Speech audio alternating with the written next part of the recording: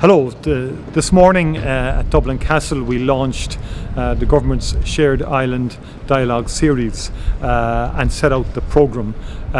for the next number of months. In a comprehensive speech to an online audience, I outlined the agenda, government's agenda, in terms of developing this shared dialogue to give an opportunity for people to talk about a shared future on the island of Ireland. Critically, I also made the point that government has allocated over 500 million ring-fenced and additional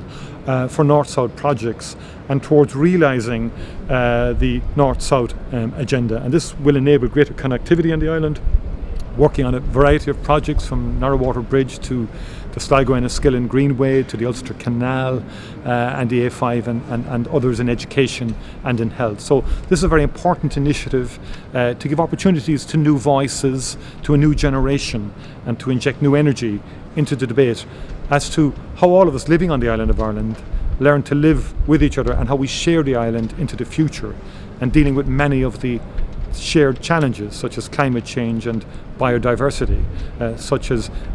expanding health services and the global pandemic, and also then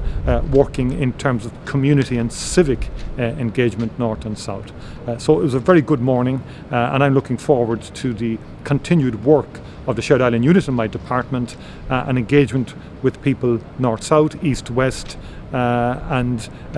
between different generations into the future.